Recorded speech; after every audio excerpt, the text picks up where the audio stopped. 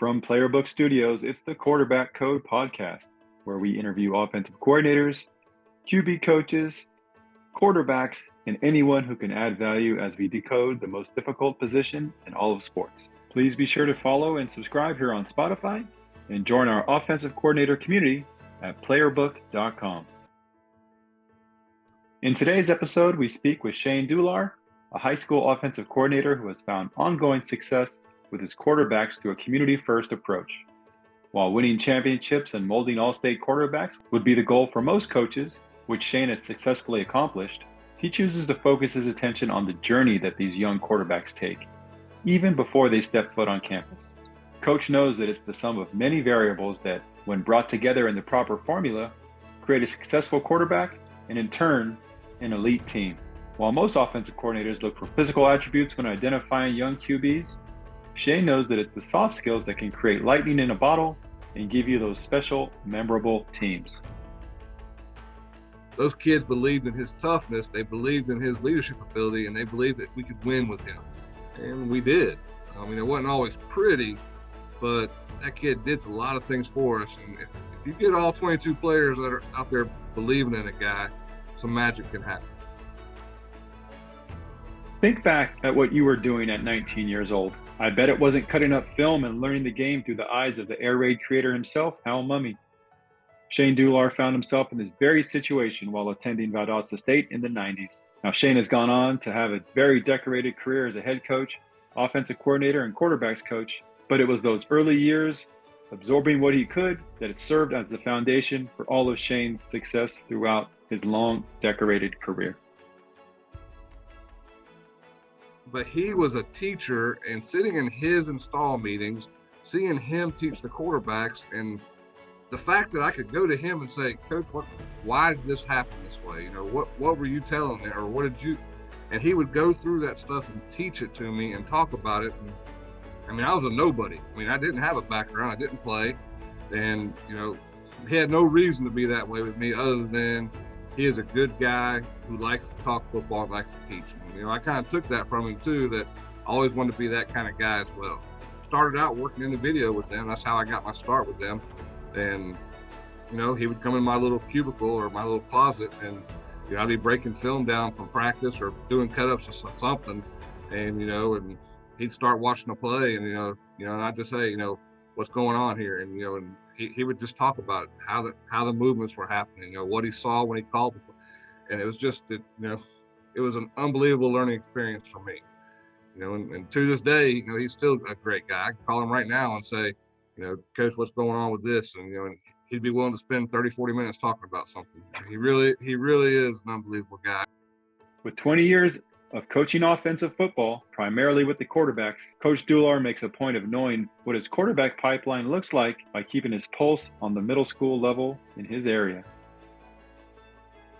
It's maybe not as structured always as I'd like it to be, but we generally have an idea of who's coming. You know, we don't recruit quarterbacks. We do value our rec programs. You know, I'm with the rec program every other week. At minimum, I'm there with them watching them play. I don't work with the middle school quarterbacks per se, with the exception of, you know, it's legal for them here to come to our spring football. You know, so if I got a kid in the 7th grade that I know might be the guy, then a lot of times we'll keep him out for spring football, so at least he can go through our drills with us, be around our system, and you know, he really can't get in there and do a whole lot once we get into team periods and stuff. But he's there, he's hearing the verbiage, he's hearing the stuff I'm coaching, and he's seeing what our other quarterbacks are doing, and he's at least learning that way. You know, we don't stress the system a whole lot with those guys, honestly, because they got to run their middle school stuff.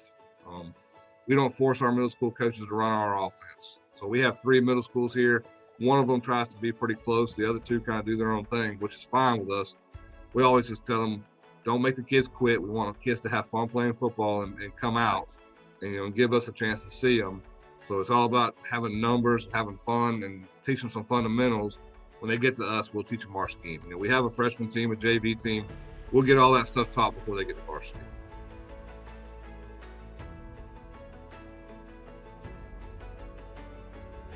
Quarterback is the hardest position in all of sports. To have the high level of success that Coach Dular has had at the varsity level in high school, he knows that a play caller and his quarterback must have trust in one another. Building those types of relationships take time, so Coach makes a point of engaging with future quarterbacks even the summer before they step foot on the high school campus.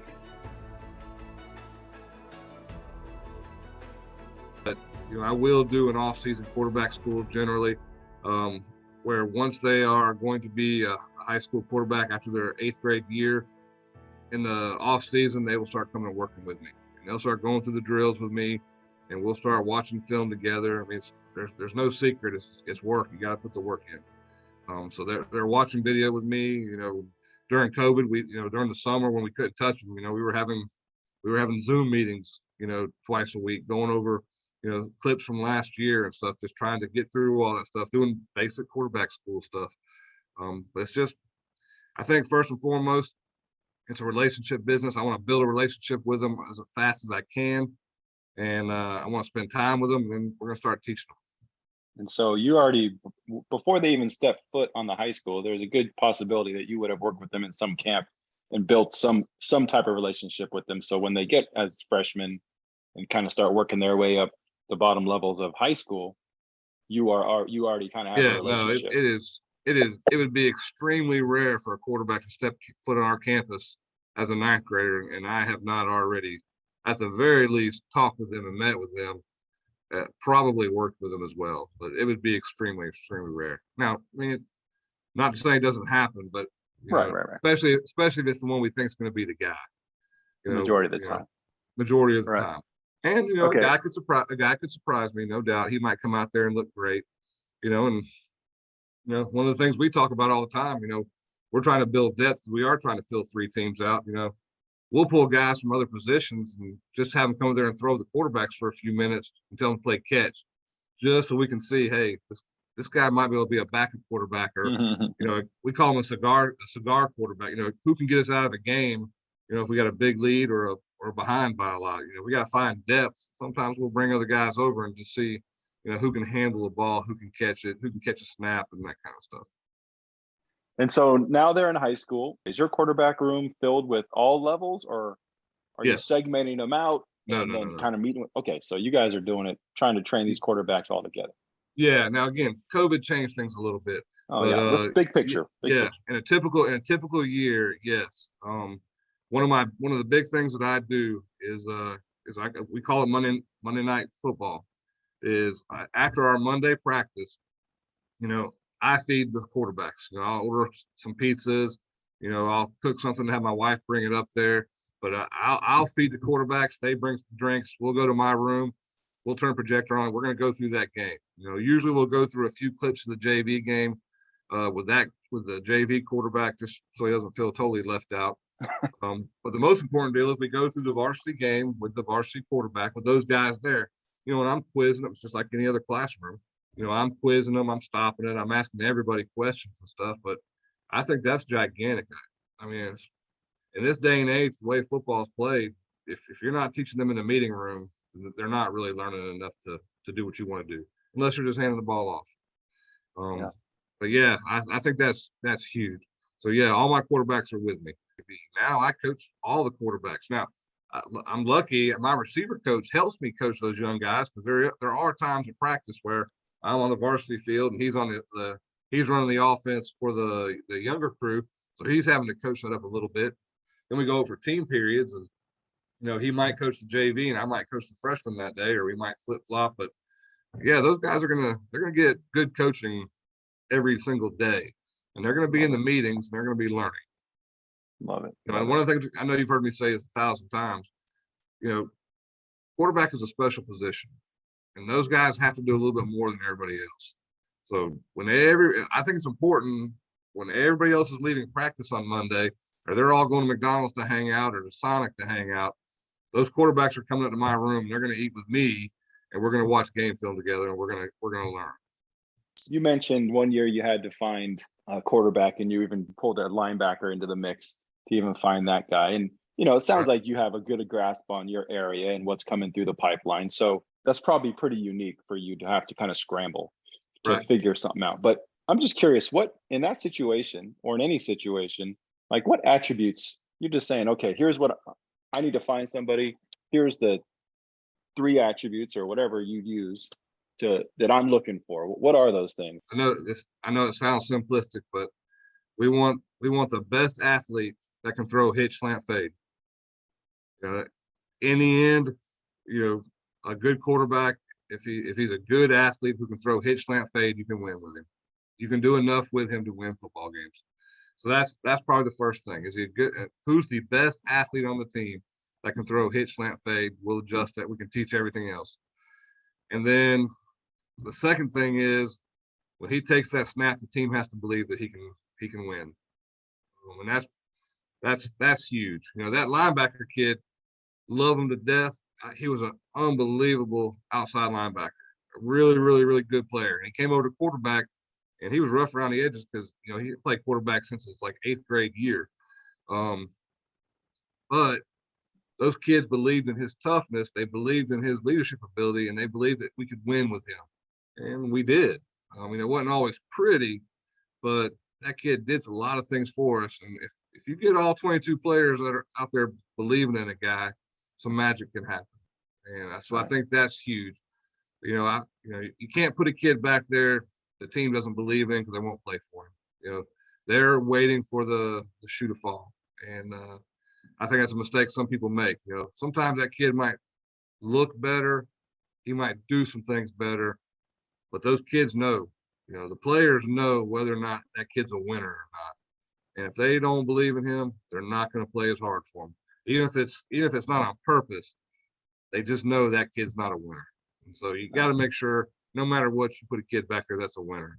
And then you got to have a kid that's willing to work harder than everybody else. He's got to set the tone by his work ethic. Quarterbacks lead first and foremost by their work ethic. If they work harder than everybody else, then everybody else will try and match them, and things will go smoothly. I think if you have those things right there, you got a chance to be successful. Right. And so you're not really concerned at that point with can he process under pressure or anything like that? We just got to find a couple guys that can fit that bill first and then figure it out. Usually if they're a winner, they're able to process enough. And honestly, I know this sounds bad, but if they had all the attributes, they probably would have been the quarterback. That's true. So that's why they call it coaching. We gotta try and bring them up as far as we can to that level of where we want them to be. And then we also have to make sure that we call things that they're comfortable with. Right. If that kid, if I got a linebacker that moves over to play quarterback, and I know that a full field read on mesh, he didn't have 3 years of experience doing that. That's probably not a good play for me to call, at least early in the year.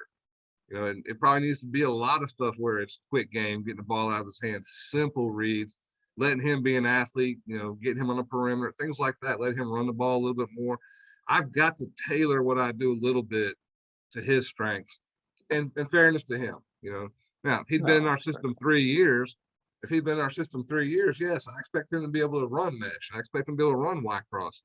But if he's not ready for that, it's not fair for me to teach him for 2 months over the summer and expect him to be the same thing that a kid that's been playing quarterback for me for 4 years knows how to do. That's not right on my part. So as a coach, I have to adjust to him a little bit.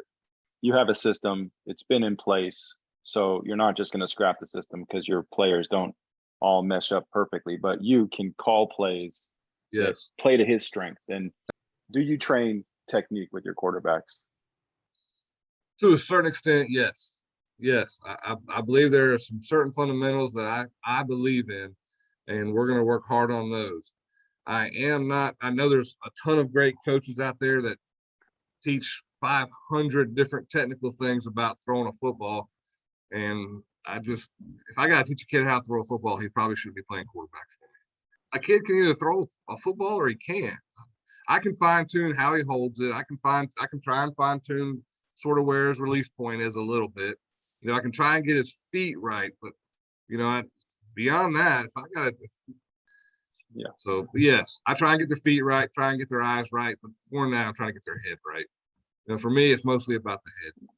Yeah, absolutely. And yeah, like you said, they probably wouldn't get to you without being able to throw anyway. So Yeah, for me, Right. it's more about what you're talking about, the arm slot. You see a lot of coaches that are stuck on this, just like when we learned baseball growing up, right? You got to chop down on the ball. Oh yeah. They don't teach that anymore. Oh no, it's They all used to launch say angle. Yeah. you got to hold your elbow up here, and like I don't. I just if a kid throws naturally and he can be accurate that way, why Yeah. mess with it, right? I do have a few things on that. I mean, I don't like a kid that if their arm gets too low, I don't like it. Oh, for sure. Because I do think that affects accuracy. Just I know this is weird to me, but I figure the more over the top he is, when he misses up and down, which is still in the strike zone.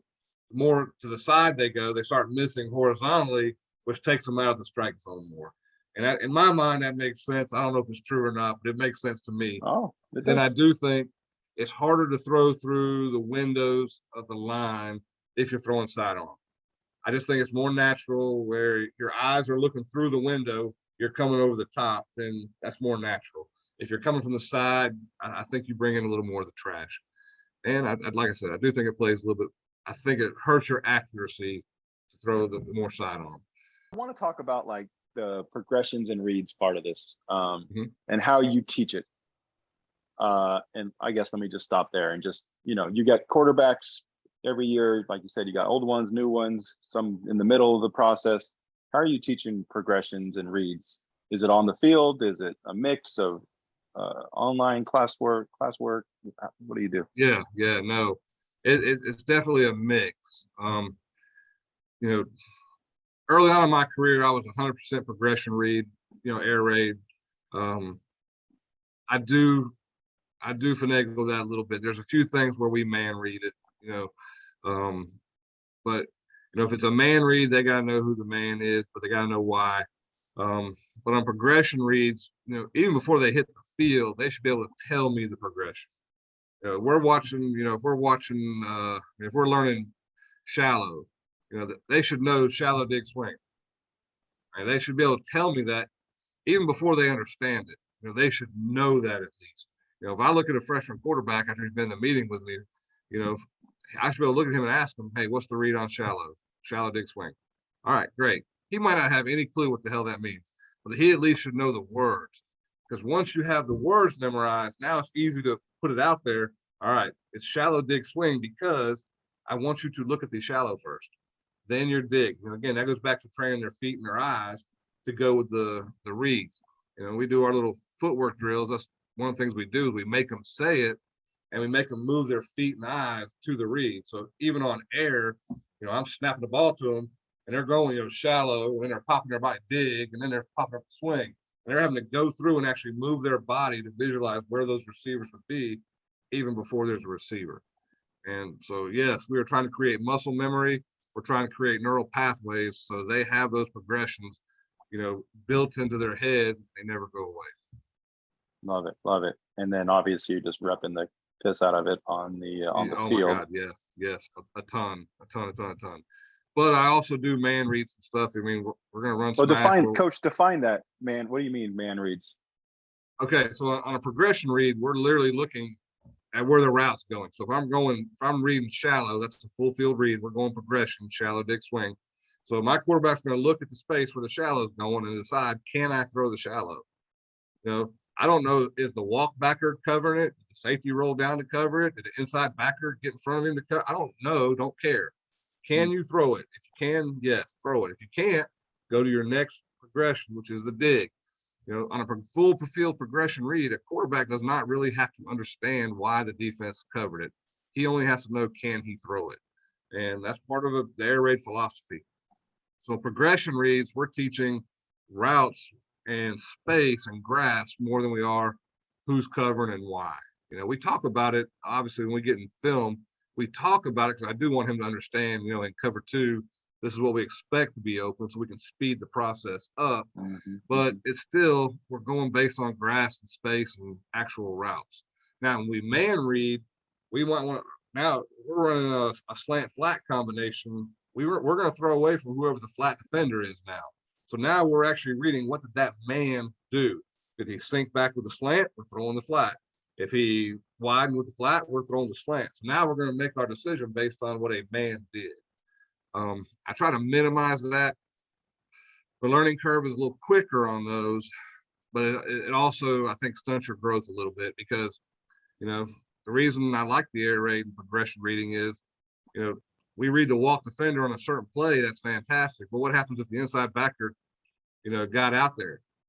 My quarterback could make the right decision based on the walk defender, but the inside backer might be sitting there too and pick the ball off. Now, whose fault is that? Is that the quarterback's or is it mine? Because I taught him to read the walk defender. Right. I don't like living on the man reads. There are a few we do, and the younger the quarterback, we tend to do that more. A lot of times that's quick. In quick game, you can get away with man reading a lot of stuff. Okay, so now you've got quarterbacks learning progressions at all levels, quarterback room, on the field, virtually, whatever it is. Now, how are you quantifying as they go? How are you quantifying that they even understand what you're saying? And like you said, maybe the young guys, you give them a little grace, but how are you quantifying? Let's just say you got how many quarterbacks you go to war with every year? 2, 3?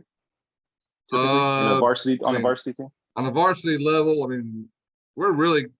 if I'm lucky, I'm going with 2. Usually it's one and a backup who might be playing another position. Okay, so not a lot of 2. Okay, because we're a pretty big school, but even here, usually my next quarterback's playing JV. If the starting quarterback gets hurt, the JV kid's probably, he's going to finish that JV. He finished the JV game on Thursday. Next Friday, he's going to be playing varsity. That next guy is probably getting reps down on the earlier team. So we'll move a ninth grade kid up to JV, and we'll move the JV kid up to varsity, unless he just can't do it. If he's not ready yet, then we'll either play the backup or we'll move a kid from a different position. Go find a linebacker or something. Yeah. Hopefully a receiver, but yeah, I did know the linebacker.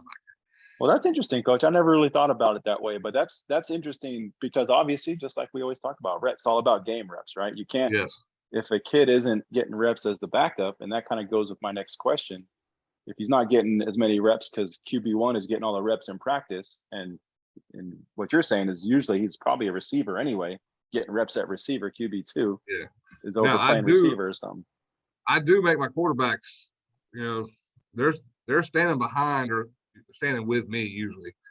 Sometimes I make them get behind the starter, but usually I have them with me so I can talk to them. So in practice, I'm calling plays, and I'm talking to them during the play.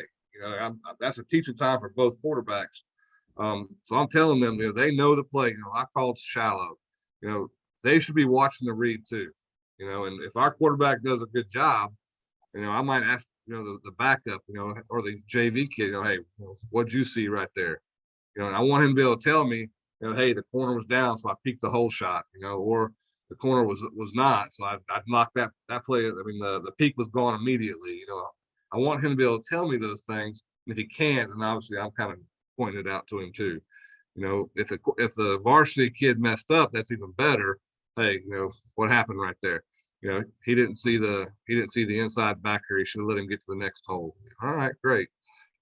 Those kind of things. Those are teachable moments, but it only happens if those guys are getting mental reps. One kid's getting the reps, the physical reps.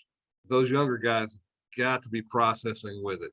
If they're just sitting there watching the ball on a TV, they're not learning. Right, but you're there, and so that's a great way to teach the backup. Any other ways that obviously meetings and all that, but any other ways come to mind that you could help that backup try to be ready in case that happens, in case something happens? The reps are the key thing. We're blessed here, and that most days, like a 7-on-7 period, we're going to be able to get 3 7-on-7 periods here. We're going to have a varsity 7-on-7. We're going to have a JV 7-on-7. We're going to have a ninth grade 7-on-7. All right. So having all of those means most of those quarterbacks are going to have a chance to get those reps. Nice. And then I make sure, sometimes I forget too, because they don't like bothering me a whole lot in practice, but I try and go like a 6-3, in practice, 6-2, I try and at least get the JV, or not the JV, the backup in, especially like this year. It's a little bit different situation. This year I am going into the year with 2 quarterbacks. I do have a senior and a junior that are both can play. And so I'm trying to get that junior more reps because I'm letting him compete for the job, obviously. We have a really good senior, but, if the young kid can beat him, the young kid can beat him. We're going to play the best player no matter what. And both of them know it. And I tell them, my job to teach you to beat him. It's my job to teach you to beat him. and I'll be happy with whoever wins the job. You know, but the varsity kid, I mean, the 12th graders, he's well ahead right now. So that other kid, you know, he's going in there, and he really is. He's playing tailback a little bit, and he's going and getting his reps at quarterback. You know, and a lot of times in practice, we'll actually split up. You know, our head coach, who is in charge of the O line, and he'll actually, you know, he'll go down, for example, and do a goal line period with the running backs and my backup quarterback. I'll take the starter down on the other end of the field, and we'll be doing goal line passes. You know, so a lot of times we can split those two guys up, and we'll halfway through the period we'll run them down across the field, and so they'll each get some work at doing the other thing. You know, so we do some things like that as well. You know, I might be doing an option period in one section, and he'll be doing gap runs in another part. You know, we'll switch those guys, so they'll both be able to get their option time. And you know, we try and make sure they both get their work in. Yeah, that's great. That's great. But those pre-snap keys that you want your quarterback to think about before every passing play, and maybe it's before every play, but I'm more concerned about the passing plays. Do you have a set number of pre-snap variables, and what are they, or do you teach them systematically? We do a little bit. We don't make a living off of that, how we do it, but yes. All right. I want them to know, you know, how many guys are on the roof. All right. To me, that's one of the things they always got to be able to tell me how many guys are on the roof. I want them to know, is it a 1 high defense, is it 2 high defense, is it a 3 high defense, is it a 4 high defense? All right. Because that usually tells us quite a bit right there.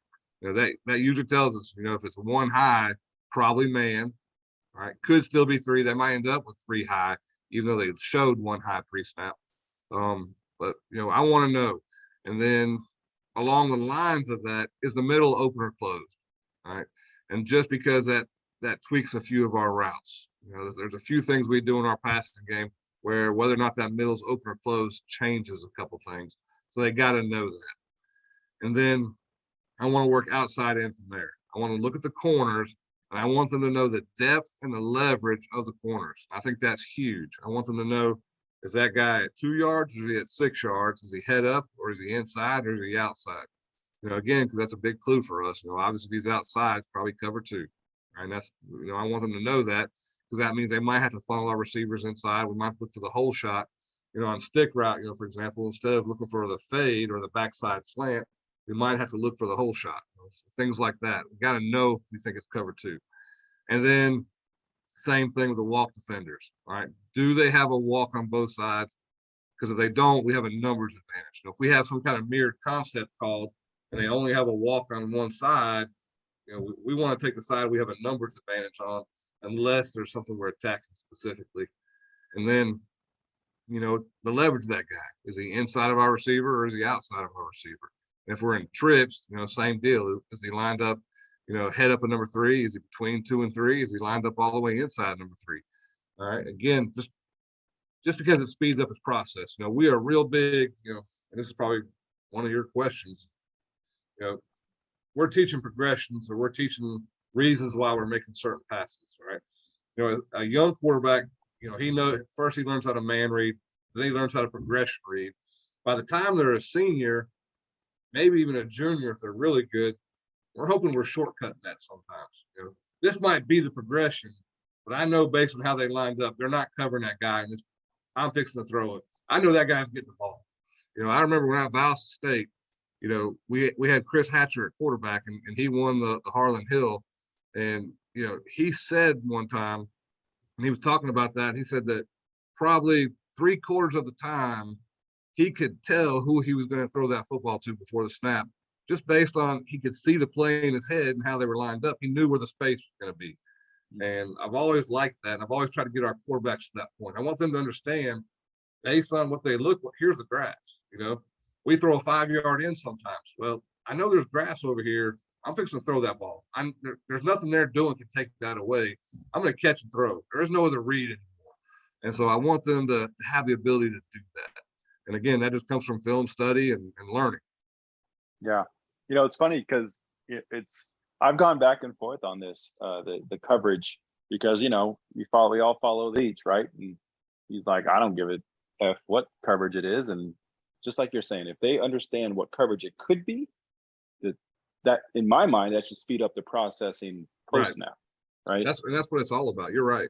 And Wow. I know Coach Leach does a phenomenal job. I mean, he's had a career full of doing it. He is unbelievable at coaching the way he coaches. But I couldn't do that. I mean, I personally can't do it the same way he does it. And again, I'm not saying he's wrong, because he has been incredibly successful. Works for him. I just can't do the, hey, throw it to the open guy. How did Mumme? What was Mumme's take on it when you worked with him? Did he talk? Did he teach coverage? Very similar. Very similar. He's not quite as mad at scientists feel as Mike comes off. We did teach, there are progressions, and he wanted his quarterbacks to know the progression, but he does teach, that whole philosophy of, he never man reads, with maybe the exception of, something here, there might be one or two special deals where they're going to read a particular man. Right. But in general, they're going to progression read every single play, because he believes you throw it to the open guy. So is he open? That's the only thing quarterback needs to know. And he's open if you think you can make the throw. I can't tell you he's open. You know if he's open. And that's just kind of how they do it. And that works, and I believe in that. But I got to take it a step further, because I agree with what you said. I think it makes it's more reproducible if there's a thought process behind it, and it speeds up the thought process if they understand what's happening. Right? When they're young, is it absolutely vital? Probably not. But and whether or not he understands it's a combo coverage, where they're doing this, and they've got the walk and the inside backer exchange rolls, and they've rolled a different set. I don't think they need to understand all that, but I do think they need to understand that it's a 4-high defense. We're going to throw something short, and we're going to throw it fast. And we're going to let our athletes be athletes. We know the outs are going to be open because there's no one in the flat. I mean, we know those things, so let's take advantage of it. They need to know, why am I calling an out route right there? Because we're getting a lot of 4-high, and I want to get the ball out of your hands to an athlete. They need to know if it's cover 2, we're probably going to throw our 4 verts outside. If it's cover 3, we're going to attack that middle safety with our 4 verts, unless their walks are super, super good at walling number 2. And if they do that, then we got something else to answer that as well. Right. But those are things that they have to know. Like 5 or 6 kind of rapid fire questions I want to shoot at you. Just so dynamics with parents, that's been a big topic. So I'm just curious, relationship wise, has it changed over the years? And if so, how has it changed? I don't know if it really has, to be honest with you. I for me, at least, I've been very lucky throughout most of my career. That's not been a huge issue. And I haven't had a real big issue with that, and when you do, what it always boils down to, playing time. Parents, people say it's wins and losses. It can be to a certain extent, but 99% of the time, if there's a meeting being had, it's because of playing time. And I tell parents, when I did meet with them, it's my job to play who I think the best guy is. At least have faith that I'm doing that, and have some trust in that. You might not agree with that decision. That's okay, but I promise you, I am playing who I think is the best guy. My job is dependent on us winning football games. They're not going to fire me because I'm a bad calculus teacher. They're going to fire me because I don't win enough football games. So I'm going to play the guys who I think are going to win me football games. You don't have to agree with that decision, but at least give me the credit that that's what I'm trying to do. And most parents are pretty easygoing, and when you talk to them and you explain to them, why are you playing Johnny over Tommy? Because I think Johnny's better. And I know it's kind of, parents always laugh about it, but I do it in my parent meeting as a head coach. I'd always say that. One of my slides I'd go over, and I'd say, I'm gonna go ahead and answer the biggest question. Why am I playing this kid over your son? Because I think that kid's better than your son. You don't have to ask me. I'm telling you right now. That's why I'm playing that kid over your son. I think he's better. Now, if you want to talk about what your son can do to get better, hey, let's talk. But generally in my careers, I've only had a couple here and there bad experiences, and that's part of the business. There's those parents love their children, You know, there's always a little bit of blinders for that. I know my son played for us, and you know, I had to make sure and fight hard to make sure I didn't do that myself as a parent. Say, you know, why are we doing this? You know, I had to trust our O-line coaches and head coach that they were going to do what's best for him. And I mean, they did. He was a good player and was a 3-year starter for us. Nice. But you know, those I trusted them guys, and so it was easy for me to do that. And hopefully, I've built some trust with some parents, and I'm not gonna make them all happy, but I think overall parents are probably a little more vocal, and obviously social media makes it easier for everybody to kind of complain and to have a voice out there and stuff. But so far, I've been pretty lucky on that front. Nice. That's great, man. That's great. And you know, you are a nice guy, so I'll second that. So you know, you brought that up, and if I'd love to just kind of pick your brain on that, because I've coached my kid at the youth level, but I've never coached him at the high school level. How was that dynamic with you? Was it difficult? Was it? I mean, it sounds like you had a good experience, but like maybe before he got there, maybe were you nervous about it in any way, or what was that? You know, honestly, I was. In fact, heck, I don't even know how many people I've told this to, but when he was done at middle school and he was coming to the high school, you know, I've been doing this a long time, you know, and I actually sat him down and asked him and told him and said, look, you know, I love you and I want you to have a great career. You know, do you want to play for me, or would you rather me step back and just be dad? You know, if you want me to, I can step back and I can just be dad for, you know, while you're playing and not put that extra pressure on you and just be there to support you. And if he shot it down quick, no, I want to play for you. And so, you know, which that was the right answer. Of course. I would have done it for him, but no, that was the right answer.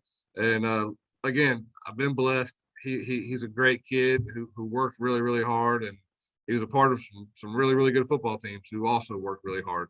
So it was easy for us, and we had a good time. There were times when my wife had to say, you know, stop, because you know we would come home and watch the film. You know, I'd be at the office until, you know, 1 o'clock, 2 o'clock in the morning, breaking down film there with the staff. And I'd come home and he'd be waiting for me. We'd go through it and watch it again with him. Love you know, but I tried real hard. I didn't, because he wasn't playing my position. You know, I worked very hard to not coach him. You know, I watched the film with him. You know, if he'd ask me questions, I'd point stuff out, but I'd always tell him, you know, talk to Coach Shoemaker and get your technique stuff from him. You know, talk to Coach Morris, get your technique stuff from him. You know, scheme stuff I could help him with, you know, and stuff, you know, he'd say, oh man, I stepped wrong here. I stepped too, yeah, you did, you know, but I tried hard not to be, you know, I didn't want to teach him, you know, I would teach them pass pro different than how our O-line coaches do it. Ours do a great job, but they just do it different than I do it. But I didn't teach my son my way, because that'd have been detrimental. One, I'm telling him not to have faith in his own coaches if I do that. Right. And I just don't believe in doing that. So, but again, it all worked out. He had a great career, and we were a good football team, and I was lucky. He's a really good kid. Well, that's awesome for you, Coach, because you know you definitely are well respected and know what you're talking about with O-line. Trust me, I definitely have used all of your, basically you laid it all out for me, and I know it works. And for you to be able to kind of step back and just understand that dynamic, and that, man, that speaks a lot. And I saw you graduated a couple of years ago, and it looks like you're a proud papa. So congrats on all that. I am, and it helps that, I mean, I try to do the right thing, obviously, and you know, not coach other people's players. You know, that's a big staff deal. You know, if you want to have some staff disunity, have them coaching each other's players. That always leads to staff friction. So I wouldn't want to do that anyways. But you know, it's also easy because he's had some tremendous O-line coaches. He's had some of the best. I mean, he's had guys that I really, really, really, really respect. Dynamics with athletic directors. I guess you probably don't have to worry about it too much in a coordinator position, maybe. But has that changed over the years for you in any way, or you feel like that's been pretty consistent? Yeah, pretty consistent. I mean, I've been an athletic director at schools. I do some of the assistant athletic director stuff here. You know, our last athletic director was one of my best friends, and you know, I try and be a guy that the school can count on. You know, I'm one of those who believes in, you know, make yourself hard to fire. You know, be a guy that shows up, be a guy that helps out, and so that means I do. I typically I help out at a lot of different sports when I'm needed, and so I've always had good relations with athletic directors, and you know, I've really never had a bad one. Again, you know, knock on wood, I've been lucky with that. Breaking in a new one this year, and so far I like her too. Nice. Awesome. Well, that's great, man. That's great. I won't get into the stories I've been hearing, but that's one. I'm glad you've had good experience with that. You talked a little bit about 7-on-7 earlier, and it sounds like you're really using it as a teaching tool. Just in general, 7-on-7. What's your general thoughts about that? Well, I mean, obviously, if you're a passing offense, it's critical. It is absolutely critical. Now, I don't know if this is where your question was leaning, but I mean, I do have a little twinge of worry with all the travel 7-on-7 stuff. You know, that does sometimes bother me a little bit. I do worry about that, kind of the AAU basketball deal where, you know, there's a lot of influence in there that gets away from high school coaches, and I worry about that. I mean, I know it can be positive sometimes, but I do worry about a negative. You know, I don't want a kid that's playing receiver for me to be playing at another school because he played AAU or travel 7-on-7 with some all-star team, and I think, you know, that kind of thing does worry me, and I worry that they're getting told different stuff or not good stuff or nothing at all, you know, at these 7-on-7s, and I think sometimes that's unproductive, and I really don't know how much of it really helps them get recruited. I mean, if you're a stud, they find you. They know your film shows up when you go to camp. It shows up. I don't know because you played with the Nike Speed Demons, you know, all summer. If that's really why you got recruited, you know. But yeah, especially receivers, you know, probably not as big a deal. But quarterbacks, I hate them doing that kind of stuff because I don't like them getting told different things. You know, when I had Mason and the guy I have now, that they work with a quarterback tutor on the side too. And I used to not let my guys do that. I know it's big in California. It's kind of gone over the country now, but I used to not let my quarterbacks do that because I did not want them being taught stuff different than I teach. I think it's a waste of time because I got to fix all that stuff when they play for me. So I don't want them holding the ball here, then I want them holding it here. They do this all for one guy, then they start doing this for me. You know, little things like that, how they teach them to take a drop, you know, how they teach their plant foot and stuff. I want it done my way, and I don't want all that stuff changed. But the guy that my quarterbacks here use, you know, he does a good job, and he does it very, very similar to how I do it. So it hasn't been a big issue here. Actually, I really like that guy. He does a good job. Yeah. Well, yeah, I mean, I'm 100%. We look at this the same way. It sounds like, yeah. I mean, for receivers and DBs, fine. Go compete, right? Like, go line up, talk your smack, and go show that guy that you could beat him one-on-one. That's competition. I'm always for competition, but yeah, I think it's actually detrimental to quarterbacks. I really do. There's nothing. We actually, in our little league we made here, we actually have a 3-second clock because, like, you know, and we try to use real down and distance and things like, just to make, like, what are we doing this for if it's not for our tackle? You know, it's not to get better at tackle. So yeah, no, I do. I agree with that 100%. And you know, I think the 7-on-7s we do as a team, you know, I know some states can't do that, but you know, we do. You know, we have 7-on-7 in practice all summer, and then obviously, you know, 4 or 5 days a year, we're gonna have 3-4 teams come in, and we're gonna play other teams. I like that because we're getting great film, we're getting good competition, we're seeing different defenses, but it's our schemes, our coaches. I think that's invaluable. The more you can do that, the better. If you're a throwing team, now if you're going to hand the ball off 85% of the time, I think that's a waste of time. But for us, I think that's big, and we always go to Coastal Carolina's tournament because they're our local college. Oh, are you that close to Coastal Carolina? That's a fun team to watch, man. Oh yeah, they are. They're a really good coaching staff. Absolutely. Okay, so on CoachTube and YouTube and all these things that I've watched with you, you seem to be someone that takes advantage of technology. It might be your math brain at work, but you seem to have a better grasp on technology and how that could help Right. coaches more than a lot of other coaches. Just curious, just in general, like, how do you see technology maybe helping you even more in the future? Are there ways you think it can help more in the future than what we already have? I mean, Absolutely. these Yeah, yeah. playbook Oh, apps. no doubt. You know, one of the things that I haven't done yet, but I'm going to experiment with here at some point, you know, is like these golf apps, you know, where they film their swings, they can analyze their swings, they can put them on top of each other and Mm-hmm. tell the difference of, well, here's a perfect swing and here's, you know, and I want to do that. You know, I want to be able to film the quarterbacks, you know, in their throwing motions and be able to you know, stagger them on top of good ones and bad ones and things like that. I want to be able to have more film of their actual mechanics. Even though I know I said I try not to stress on that, I do. There are things where I can show them, hey, you're off balance. This is why your throws are sailing on you. It's because you keep stepping in the bucket and your arm's too slow. You know, things like that that are easy fixes. Mm-hmm. I want to be able to show them that by being able to compare them to good throws and bad throws. So I want to create like a database of just them and their throwing motion from a side view and a rear view, just like the golfers do. You know, I think that would be a heck of a teaching tool for quarterbacks.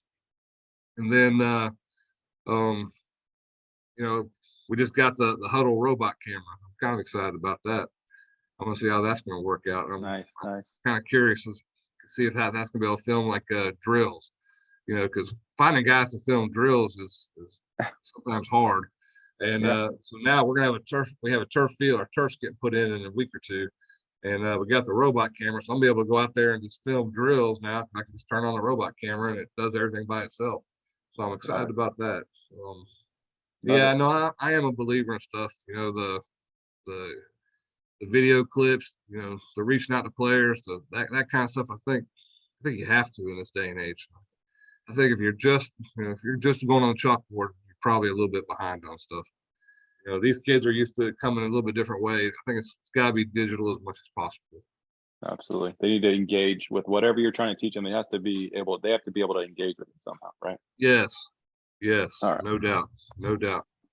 All right. 2 last questions. Last tough one here. Just in general, doesn't have to be football related. Toughest challenge of your life and maybe how you overcame it. When the Metter job fell apart, you know, I had to learn some lessons there, and that was tough. You know, and even knowing that when it happened, I was caught a little bit off guard. I knew it was a possibility because we had the new superintendent come in and all that, but I still thought because of our first 2 years that I would have another year to try and turn things around. We really only had the one bad year. But you know, I thought it was important when that happened. You know, I made a conscious effort. You know, I had 2 small kids, and in my mind I just knew, you know, I could not just wallow in being upset about losing my first head coaching job. Right, it's part of the business. You know, there are some lessons I needed to learn from that to be better. You know, I was a better coach for going there, and I knew I had to grow even more to be the coach I wanted to be. And there's some stuff if I want to be a head coach again that I needed to learn and be better at. And so I thought I had to be an example to my kids that, you know, I had to take this low point and turn it into a positive. You know, that God would open up some opportunities. You know, He has always blessed our family with opportunity. Whenever something bad has happened, there's always been another door that's opened. And I wanted to make sure that they understood that He would always provide for us. And the way you answer the bell is by getting up off the mat and answering the bell. And that's a decision you have to make. You know, and I've tried to teach my kids that. And, you know, I've done a good job sometimes and not a good job sometimes. And, you know, we're all imperfect, but I do believe that, you know, the concept of being tough or the concept of doing what you have to do in a bad situation is a conscious decision. You know, pain's going to hurt. Sad's going to be sad. Tears are going to flow. But the decision you make to keep moving forward, to get up and respond to that in a positive way and not let that stop your momentum, let that change who you are, that decides what kind of man you are or what kind of person you are. And, I wanted to be that example for my kids. And, so that kind of drove me at that point to help me get through that as a young coach who got a job he probably wasn't ready for and had some big lessons he needed to learn. Thanks for sharing that, Coach. I mean, that's just this the kind of stuff that coaches want to hear. We all have to go through it, like you said. It's part of the business. This is not a business for and it's part of life, right? Just getting through adversity, and having the resiliency to do it. And it's not easy in the moment, but like you said, you probably wouldn't have been the coach you are now without that experience. So, there's no question. And and I do talk to our teams, especially when I was the head coach, or worked for Salas, who's he's a huge program guy. It's a big part of his program is teaching things like that, and talking about those situations. But I mean, we say we're in a business of building kids to be better young men. Then those are kind of things we are trying to teach them. It's not just how to read cover two. There's a lot of other places I could do that. College football, it's a lot more important for them on how to scheme up and beat people. The NFL, that's an important deal, but I chose high school football because I wanted to be a positive influence on young people. And so that we got to remember that. We got to remember, sometimes we got to there's got to be some humbleness to us and a willingness to talk about the stuff that was wrong just as much as the stuff that was right. And so just do what we can. Yes, sir. You got one thing to say, one piece of advice to say to coaches out there to help them with their journey. What's the best piece of advice you can give it if it could only choose one piece of advice? All right, there's a ton of advice, but after my first couple of years in high school, I thought I did a really good job. I thought Coach Dular did a fantastic job. I had some really good players, which made me look like I did a fantastic job. That helped. But I had a coach say something to me, and it was kind of a negative. And he said something to me, and I didn't think it was necessarily true, but just the fact that he thought that, and he said something about. Basically, he said something like he thought I was. He didn't say lazy, but there was something he said like that. I didn't think it was true because I thought I worked pretty hard. But I thought that after that, those 2 years or 4 years there, when I got the next job, I thought, when we went to the new school, I said, here's a chance to recreate myself. And from then on, I always said, I want to be the assistant coach that I would want to hire as a head coach.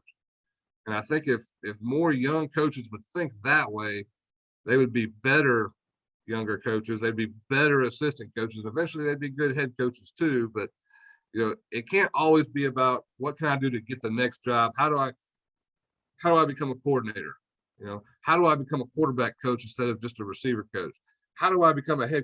All that stuff's important. But if you want to be a great coach, be a great coach right now. Be a great assistant coach and live in the moment of that. Be the master of your position. Be the guy that makes the other staff feel more comfortable. Be the guy that gets stuff done on staff. Be a unifier. Do all those things that make an assistant coach great. Be a great assistant coach, and all the other stuff will happen with it. I can't agree more with that. I mean, that's great. It's a great way to end it. Well, I appreciate it, Coach. Thanks for coming on and getting a little more personal with me this time. I know I probably asked you some off-topic questions, but honestly, I think it's just great to let these coaches kind of get to know some of the best play callers that we have around this country and how they do things and kind of where they came from and their journey as well. So appreciate you opening up to us and I all that. Appreciate it, Matt. I always enjoy talking with you. I always have a lot of fun. And anytime you need to talk, just give me a holler and we'll get back on here.